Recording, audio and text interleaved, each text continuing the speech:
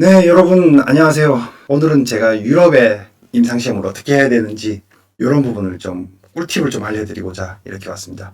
저는 김준영이라고 하고요. 가이아 에이펙의 아시아 태평양 본부장으로 있습니다. 이제 시작하도록 하겠습니다. MRCT 이제 앞으로 이제 제가 말씀드린 이런 용어는 흔히 우리가 많이 쓰이는 그 전문 용어이기 때문에 잘 몰라도 그냥 계속 귀에 좀 익으셔야 됩니다. 이제 뭐 정의부터 한번 내려드릴게요. 두 가지 이상의 지역에서 하나의 임상시험 프로토콜로 우리 임상시험 계획서를 바탕으로 똑같은 이제 그 임상시험 안에서 다른 지역에서 임상시험을 진행을 하는 건데요. 이게 실제로 그 ICH E5 안에서 실제 이제 이런 부분이 처음 이제 진행이 됐습니다. 왜 MRCT가 중요할까요? 그냥 단순히 뭐 인종별로 차이가 있어서 아니면 뭐 식사 환경이라 뭐 식사라든지 그들의 문화 습관이라든지 이런 부분이 있어서 저희가 이제 조금 더 그 살펴보면요. 2011년도에 이제 그 다나카 그룹에서 이제 항암제 관련해서 무슨 임상시험을 좀 하고 이렇게 했나 봐요. 근데 항암제 같은 경우에는 다양한 변수들이 많고 또 이런 거 분석을 또 하지 않습니까? 근데 여러 가지 대륙에서 이제 같은 임상시험을 했는데 사실은 이게 이제 그 서브로 이제 밑에 평가 변수들을 이제 확인을 해보니까 이게 재밌어요. 이게 인종별로 효과가 어느 지역에서는 이게 효과가 좋은 반면에 어느 지역에서의 인종들은 이게 효과가 없는 부분도 있고요. 이런 부분이 있더라고요. 그래서 결국은 인종하고요. 이제 우리가 질병이 이제 발생되는 역학이라든지 그다음에 의료 환경, 지리학적으로 이제 봤을 때 이런 내인적 요인이나 외인적 요인들을 함께 고려해야 되는 체계적 접근의 필요성이 이제 필요가 이제 대두가 됐습니다. 두 번째 이제 저희가 MRCT 다국적 이제 임상시험을 고려하는 거는요. 시장성이죠. 대한민국에 이제 우리 인구가 거의 5천만이 가까이 되나요? 4,500만, 5천만 이 사이겠죠. 근데 이제 이 안에서 우리가 가진 타겟 질환을 바탕으로 이제 진행하려면 마켓이나 마켓 사이즈라든지 이런 부분이 되게 작지 않습니까? 그리고 뭐 우리가 지금 개발하는 세포 치료제인 경우에는 환자에 대한 숫자도 굉장히 작은데 이런 부분에 이제 뭐 개발하고 났을 때에 무슨 이제 그 사업성이나 이런 걸 봤을 때는 차라리 제대로 개발하고 해외로 같이 하는 것도 낫다는 판단이 드시면 그렇게 해야 되는 부분이 있고요. 환자가 결국은 작다 보면 임상시험 아까 제가 전 강의에서도 그랬잖아요. 시간하고 돈의 싸움이라고. 근데 해외에서 임상시험을 했을 때 우리나라에서는 별로 환자가 없는데 뭐 유럽에 뭐 폴란드 같은 경우에 들어갔을 때 이 환자가 많아요. 그럼 우리 임상시험을 만약에 같이 바라봤을 때 이 환자가 많다고 생각되면 사실 여기서는 우리나라에서는 2년이 걸릴 거를 거기서는 1년이면 줄일 수 있는 1년의 그런 부분이 있다 보니까 그렇게 되면 여러 가지 CRO 비용이라든지 기타 이제 여기에 대한 소모성으로 쓸 수 있는 비용들의 이런 부분이 확 줄어들고 개발 기간도 단축되고 그 다음에 경쟁자들도 똑같은 제품을 개발하고 있으면 경쟁자 대비해서 빨리 치고 나갈 수 있는 이런 부분이 있기 때문에 다양하게 이제 다국적 임상시험을 준비를 하게 됩니다. 뭐 예를 들어서 이제 간경화에 대한 부분이 리버 쪽에도 뭐 간경화가 아니고요. 나중에 한번 보십시오. 이 부분이 인종별로 도미넌트한 간염 바이러스인 경우에도 그렇고요. 서브 타입이 다 다릅니다.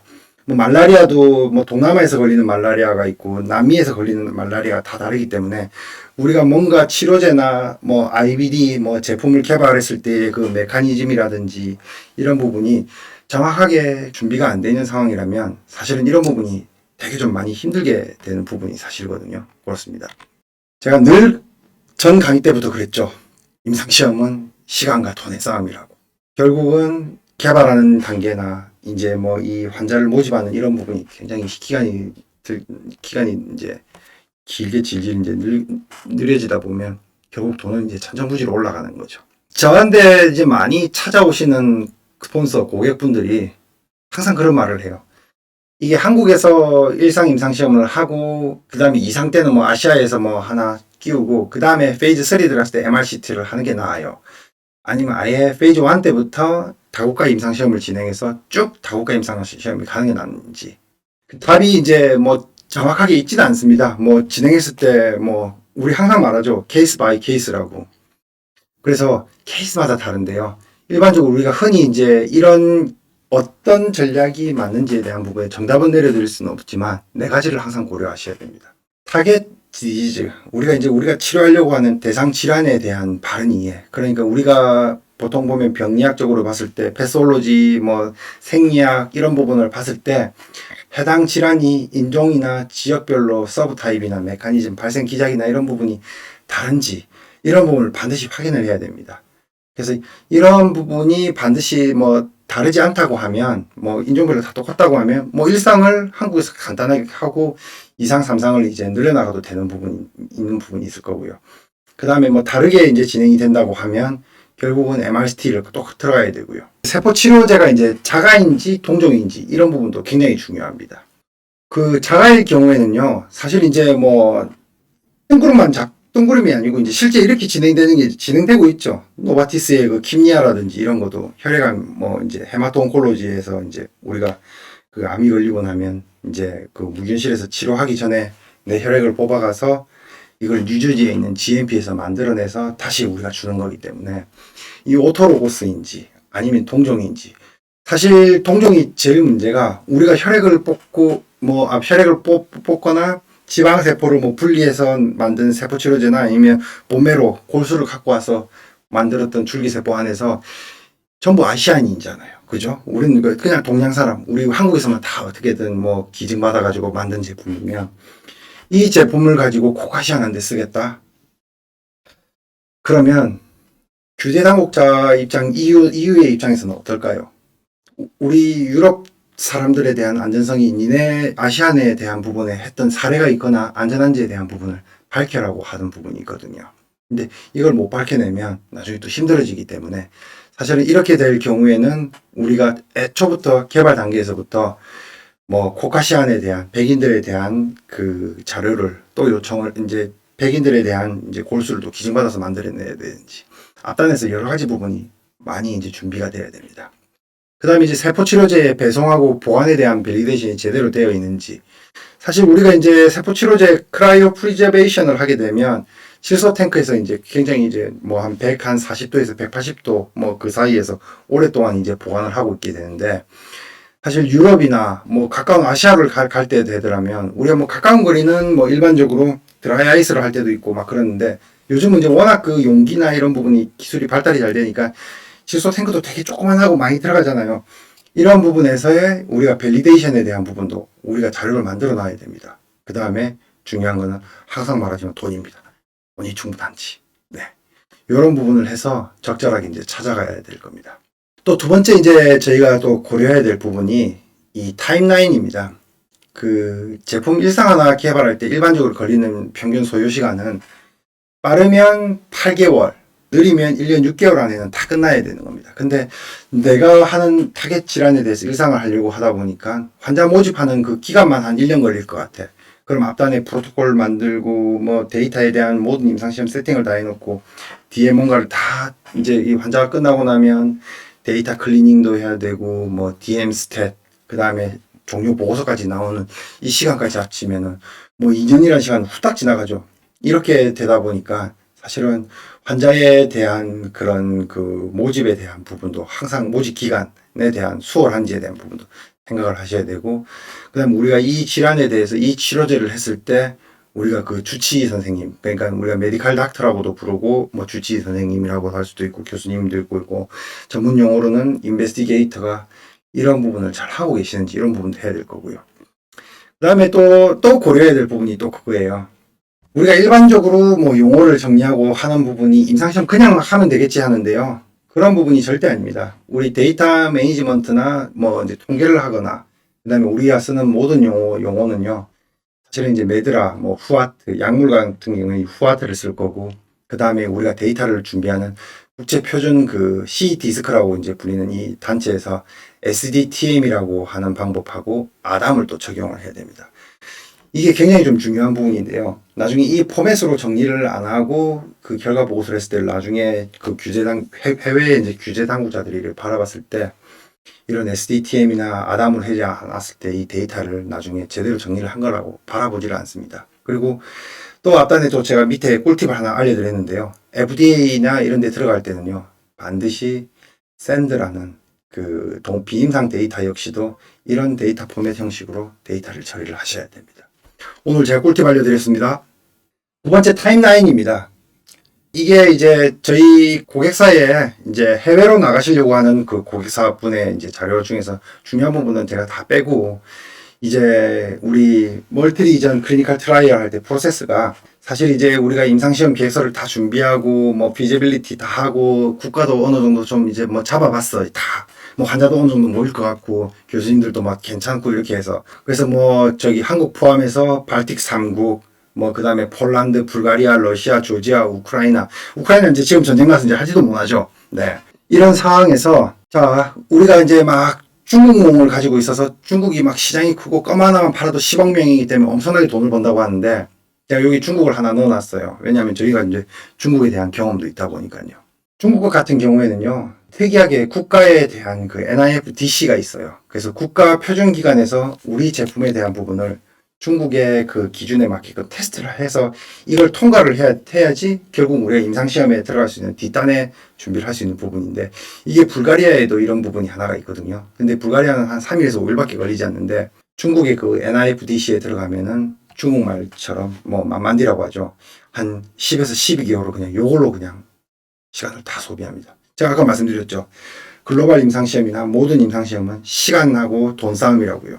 근데 이 임상시험이 만약에 중국을 하나 끼워놔서 이렇게 들어가서, 만약에 중국, 뭐, 우리가 400명 임상시험을 하는데 50명이 중국 너네가 할 거라고 해서, 우리 같은 임상시험 계획서에서 이렇게 진행이 되고 있는 상황에서, 우리는 임상시험 다른 나라는 다 끝났는데 중국만 이렇게 계속 뒤쳐져 있으면 이 임상시험이 끝날까요? 안 끝납니다. 종료를 할 수가 없게 돼요. 왜냐면 우리는 이미 그 프로토콜에 기재를 해놨기 때문에요. 그렇기 때문에 중국은 항상 별도로 생각을 하셔가지고 그 임상시험을 하셔야 됩니다. 그리고 우리는 외국계 회사잖아요. 외국인 회사이기 때문에 우리가 CFDA, 뭐 이제 이름이 지금 바뀌었는데요. 이 이제 FDA, 이제 중국 식약처를 통해서 승인을 받고 나면요, 우리는 외국계 기업이다 보니까 중국인들의 혈액을 뽑거나 무슨 조직 검사를 해서 유전자 검사를 하지 않겠다는 그 유전자 검사 이제 서약서를 또 우리가 우리나라 같은 그 과학기술부에다가 이거를 이제 우리 커버 레터를 보내면 여기 도장을 찍어주는데, 이것도 시간이 엄청 오래 걸립니다. 그렇기 때문에 우리가 보통 예상했을 때 한 34개월 안에 끝날 수 있는 3상 임상시험이 중국은 36개월이 돼버리는 거거든요. 그래서 우리가 다국가 임상시험이 처음에 이제 First in Human을 해서 진행을 할 때는 그렇게 크게 고려사항이 없어요. 왜냐하면 시간도 거의 비슷한 데를 막 추천을 해줄 텐데. 근데 우리가 이제 시장성을 봐야 되잖아요, 우리는 이제 뭐 제품이 어디에 많이 팔리고 어디 환자들한테 잘 듣고 이런 것도 생각을 해야 되기 때문에,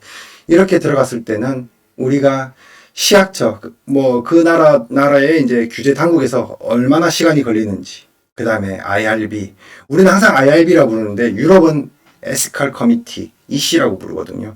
이것도 이제 조금 고급스럽게 우리가 이제 뭐 좀 물 좀 먹어봤다는 것처럼 EC라고 또 해주시고, 그 다음에 임상시험 실제 환자 모집에서 운영이 얼마나 걸릴지, 그 다음에 통계, 뭐 데이터 핸들링, 그 다음에 이제 결과 보고서 어떻게 나오는지, 그 다음에 임상시험이 이제 끝나고 나서 종료 보고를 어떻게 할 건지, 이런 부분에서 각자 국가들을 보면서 이렇게 정리를 한번 해 놓으시면 나중에 어느 나라는 넣어야 되고 어느 나라는 빼야 될지, 이런 부분도 항상 고려를 할 수가 있을 겁니다. 그래서 항상 그 글로벌 임상시험은 우리나라 기준으로 했을 때 뭐 제트래그라고도 하죠. 그 시차 차이도 되게 많이 납니다.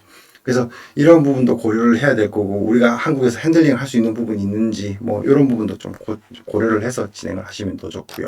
우리나라하고요, 그 다음에 EU, 그러니까 우리 유로피안 유니언하고 들어갔을 때 우리는 항상 IND 이렇게 부르잖아요. Investigational New Drug Application이라고 해서, 우리 미국 영향을 좀 많이 받다 보니까 IND라고 부르는데, 이제 뭐 유로피안 유니언, 뭐 미국에서 이렇게 쓰입니다. CTA라고도 또 많이 합니다. 근데 뭐 이제 필요한 서류들 이런 거는 저보다는 앞에 다른 분들이 또 강의하셨던 규제과학 전문 쪽에서 이제 설명을 해주시는 건데, 유럽에서의 조금 틀린 거는 유드라 CT, 요게 이제 EMEA에서 요구하는 형식 중에 하나고요. 그 다음에 또 틀린 부분이, 우리가 이제 유럽연합이라고 하면은 이제 27개의 국가가 되어 있고, 또 유럽 경제연합이라고 또 따로 있습니다. 이 경제 공동체 연합. 근데 이제 그 안에서 우리가 임상시험 했을 때 이런 과학적인 의견이나 이런 부분을 항상 가지고 있어야 되고요. 우리가 아까 제가 이제 좀 쉽게 여러분들한테 이야기했는데, IP, Investigational Medical, Investigational Product, 임상시험용 의약품이라고 하는데, 유럽에서는 IMP라고 항상 부릅니다. 그래서 이게 용어 차이가 미묘하게 차이가 납니다. 아까 제가 앞전 강의에서 항상 설명드렸죠. CTD. 국제 공통 기술 문서. 막 이렇게 해서 CTD 부르잖아요. 근데 유럽연합에서는 IMPD라고 부릅니다. 그래서 이건 뒤에 다시 또 설명을 드릴 텐데요. 이 IMPD 안에는 사실은 이제 IMPD 톡시콜로지컬 하는 부분하고 IMPD 클리니컬 부분이 있습니다. 그래서 뭐 CTD에는 없는 부분이죠. 이런 부분이 이제 반드시 또 준비가 돼야 되고요. 그 다음에 우리가 임상시험을 이제 국내에서 진행하려고 하면 GMP 인스펙션을 또 받아야 되고, 우리가 만약 미국에서 할 때도 GMP에 대한 인스펙션이 또 필요하지 않습니까? 근데 EMEA 같은 그 유럽연합 같은 경우에는요, GMP를 반드시 실사를 받는데요. 이게 지금 보면요, EU 담당자의 인증서라고 하는데, 이게 EU 우리가 의료기기 같은 경우에도 CE 인증을 또 주는 것처럼 그 CE 인증을 유럽연합에서 주는 게 아니고 유럽연합의 대리인 MB라고 부르는 기관이 있고요. 의약품인 경우에는 그 GMP를 QP Qualified Person이라는 이런 부분에 대해서 진행을 하게 됩니다. 그래서 이렇게 제가 노란색으로 하이라이트를 친 부분은 한국하고 또 미국하고 좀 다른 유럽만의 특징이라고 좀 보시면 될 겁니다. 그 외에 이제 미국 같은 경우는 워낙 땅덩어리가 이제 유럽만큼 넓어도 사실은 이제 영어 하나로 공통적으로 쓰고 있는 부분인데, 유럽연합 같은 경우에는 대부분 다 많은 자료들을 영어로 다 받아주긴 줍니다. 근데 조지아라든지 요번에 다 보셔서 알겠지만 각자 나라마다 다 자국어가 있지 않습니까? 그래서 자국 언어로 된 그 임상시험에 대한 핵심 코어 문서들은 다 번역을 해서 가지고 있어야 됩니다. 그래서 이런 부분을 제외하고는 대부분이 다 20가지 정도의 체크리스트를 바탕으로 이제 공부를 하면 되는데요. 사실 이거 다른 데서는 알려주지도 않습니다. 그죠? 근데 이제 제가 이렇게 보여드리는 이유는, 사실 이런 걸 쓸데없이 막 공부하고 해서 장님이 코끼리 보는 것처럼 코만 만져가지고 얘는 코끼리는 길어요 하는 것보다는, 사실은 전반적인 부분을 다 같이 보고 카더라는 그런 소문에 뚫리지 마시고 나만의 이제 전체적인 큰 안목을 바라보시라고 저희가 이렇게 좀 알려드리는 부분이니까요. 나중에 잘 활용을 하시길 바랍니다. 이 자료를요. QP가 이제 나왔는데요. 생각하지도 못했던 QP, 그죠? 우리 임상시험 인스펙션 받고 오딘 나와가지고 잘 준비하면 되겠지 생각을 했는데, EU의 그 임상시험에 대한 규제법은요, 일단 QP를 통해서 무조건 진행을 해야 됩니다. 그래서 유럽에서 임상시험 할 때는 반드시 이제 그 EU 안에 대리인도 필요하고요. 그 다음에 이 임상시험을 이제 승인받고 나면 그 유드라이트라고 넘버, 그러니까 유럽 내에 이제 EMEA 그 임상시험 번호를 반드시 부여를 받아야 됩니다. 그리고 유럽연합이 아까 제가 말씀드렸다시피 27개 국가인데, 사실은 이제 여기 보면 노르웨이도 있고, 그 다음에 브렉시트 때문에 영국도 이제 탈퇴를 했지 않습니까? 근데 유럽 경제 지역의 이제 통영 국가에서 바라보듯이 실제로 QP 같은 경우에는 영국에서도 일부는 또 통용이 되고 있습니다. 그러다 보니까 이런 부분도 항상 좀 준비를 하셔야 되고요. 그 다음에 아까 제가 말씀드린 IMPD, Investigational Medicinal 이제 Product Dossier, 그러니까 우리 CTD하고 똑같은 형태로 이제 준비를 하셔야 되고요. 그 다음에 영문 번역 이런 게 이제 진행이 돼야 되는데요. 이 QP가 생각보다 굉장히 좀 시간이 많이 오래 걸려요. 그리고 세포치료제인 경우에는 더 많이 오래 걸릴 수도 있어요.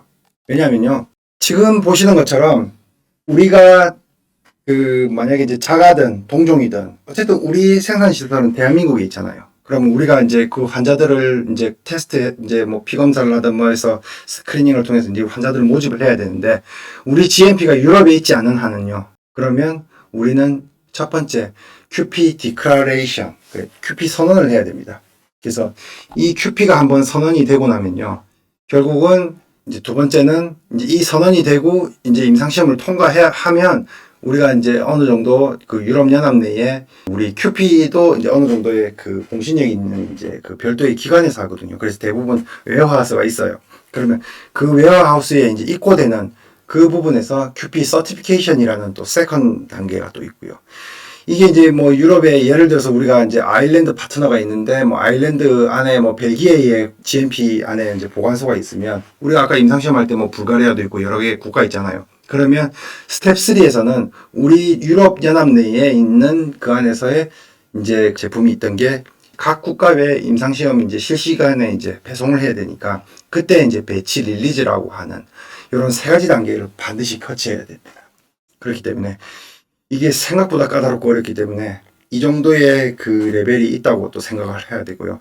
너무 또 자세하게 알려드리면 이건 또 영업 기밀이고 또 어차피 다 또 결국 해야 되는 부분이기 때문에 그런 부분은 좀 양해를 부탁드리겠습니다. 근데 대신에 한 번만 하는 게 아니고 이렇게 세 번까지 다 해야 된다는 거는 누구도 알려주지 않는 거니까 이건 저만 알려주신 거는 이해를 좀 바라겠습니다.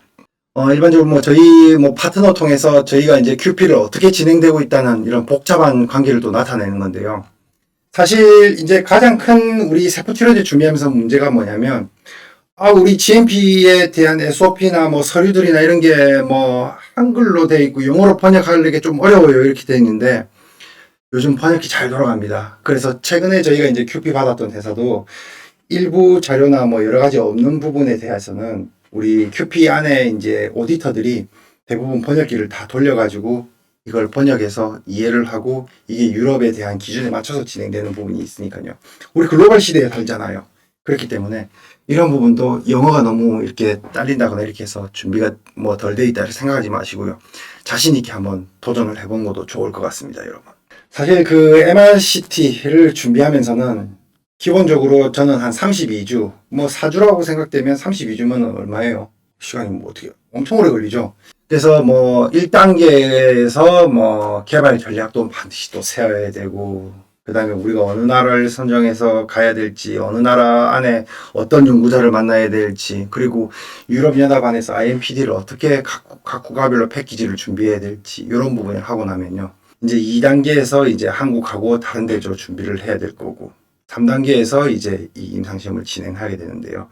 사실 이만큼 뭐 단지 우리가 가겠다고 해서 진행되는 게 아닙니다. 그리고 어떻게 보면 우리의 노하우나 이런 부분이 다 알려져 이제 뭐 다 준비를 하고 같이 고객들하고 논의를 해야 되는 부분이기 때문에요. 항상 이런 부분에 있어서요. 준비 기간을 충분히 두시고 준비를 하셔야 됩니다. 그렇지 않으면 나중에 이 시간이 하나라도 삐끗하게 되면 정말 어렵게 되는 부분이 많거든요. 그래서 여기 있는 부분은 항상 잘 염두해 주시고 준비를 하시는 게 맞을 겁니다. 그래서 뭐 제가 좀 추천을 드리는 방법은요. 아까 위에 말씀드렸던 이런 부분은 우리가 이제 전반적으로 뭘 해야 되는지에 대한 큰 그림을 이제 그리는 부분이라면 이 뒤에 이제 우리 그 간트 차트라고 하죠. 이런 부분에 있어서 한 달을 뭐 4주로 해도 되고 5주로 나눴을 때 이 부분의 진행 척도라든지 동시에 할 수 있는 부분을 하든지 어떻게 준비를 해야 되는지 이런 부분을 항상 준비를 하셔서 진행을 해야지 서류 자체가 아까 말씀드렸죠. 정말로 오래 걸리고 서류도 많이 준비해야 됩니다. 근데 이 하나가 잘못됐다 보면 이 하나가 어떻게 되냐면 댐에 구멍막기처럼 작은 게 이렇게 돼 있다가 여기 다른 데 또 터져요. 그럼 이 손가락 하나로 막 발가락으로 막 막을 수가 없을 정도로 이렇게 막 터지게 되거든요. 그렇기 때문에 항상 임상시험은 사람이 하는 거고 자동화가 되어 있지 않기 때문에 항상 휴먼 에러가 날 수 있는 부분이 얼마든지 많습니다. 그렇기 때문에 보고 또 보고 혹시나 의심이 가면 계속 준비를 하시고 철저하게 대비를 하지 않으면 나중에 돼서 이만큼 시간이 흘러왔을 때 다시 수습하기에는 정말 시간이 많이 걸리기 때문에 항상 이렇게 꼼꼼하게 준비를 해서 준비를 해야 되는 그런 부분이 꼭 필요하실 거라고 생각됩니다. 그냥 수박 건할기로 우리가 미국 임상시험은 많이 들어봤는데 유럽 임상시험을 뭐 어떻게 준비해야 된다. 그 다음에 뭐 어떻게 서류를 준비해야 되고 어떤 사항을 고려해야지 우리가 최적의 나라를 갈 수 있는지 이런 부분을 잠깐 뭐 이 짧은 시간에 저희가 설명을 드렸습니다. 그래서 뭐 영상이 좀 즐겁거나 뭐 더 궁금하신 게 많으시면 여기 아래에 제 이메일 주소로 궁금하신 분 물어보시면 제가 언제든지 또 답변을 드릴 수 있도록 그렇게 하겠습니다. 여러분 감사합니다.